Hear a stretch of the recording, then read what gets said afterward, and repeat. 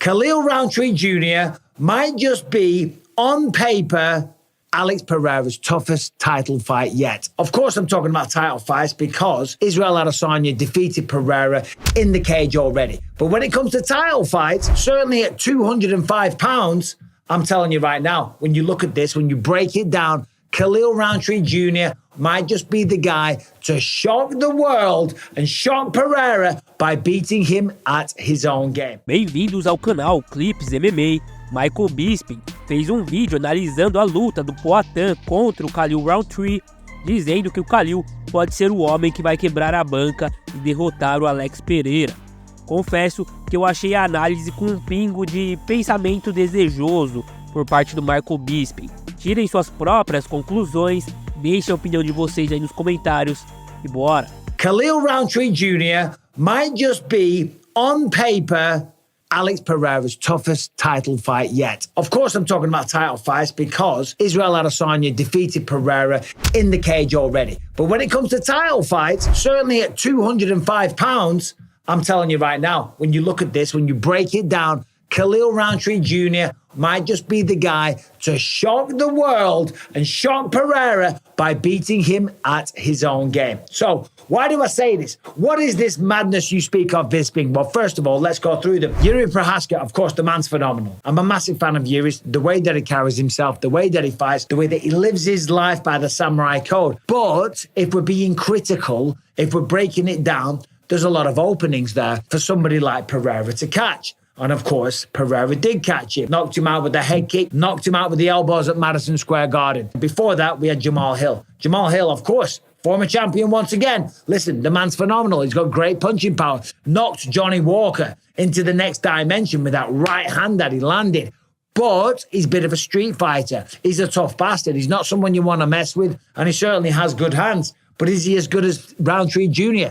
Technically, maybe not. And then before that, it was Yuri Prochazka. And before that, another champion, Jan Blachowicz. Now, Jan Blachowicz, Polish power, this guy is phenomenal, okay? I'm not ripping on these fighters, not at all. And you'll understand what I'm saying in a second when we get to Rountree.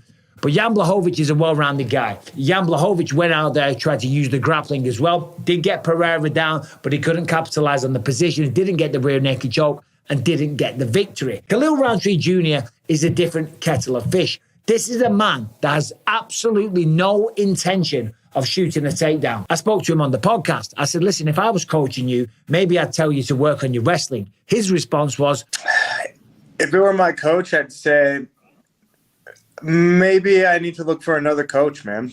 Wow, really, yeah? Yeah. Wow. Yeah, I mean, it doesn't make sense. I'm not a wrestler. Yes, I'm a mixed martial artist. I'm able to do a lot of, different things. My grappling's good. My wrestling's decent, but that's just not me. That's not my instinct, And so, why would I put myself in harm's way to try to secure this victory when that's just not me, that's just not my style. My coach said that they clearly don't know what I'm bringing to the table. What is Khalil bringing to the table? Well, let's go through it. First of all, the man's on a 5-fight win streak. The first stoppage on this new streak was against Modestas Pekauskas, right? What did he do there? Snapped the poor guy's leg, oblique kick. Dude, it was horrible. Stomped on the leg, blew the knee out, and that was that. Stopped Cole Robinson, body kick, beautiful kick right to the body. Dustin Jacoby, a former Glory kickboxer, by the way, beat him at his own game, on the feet, a close one, but Dustin Jacoby is not an easy man to beat. Then he knocked out Chris Dawkins, beautiful straight left, boom, straight down the pipe, put him to sleep in round one. And then, of course, last time out against Anthony Smith. Now, Anthony Smith was able to land some straight rights. And if Smith can land them, you got to think that Pereira is going to land them. But if we dig a little deeper, if we look at some of the other people that he's beaten, there's a name that stands out. And that name is the one and only Gökhan Saki. Of course, we're talking about the Turkish Tyson, a man that in kickboxing has a record of 82 wins, 16 losses, 59 knockouts. And I am telling you now, this is a fighter that you have to take seriously. And of course, Pereira has to take seriously. What is Khalil? Well, Khalil is a kickboxer. He has got the confidence to put it out there and truly mean it, by the way, that he's not going to shoot.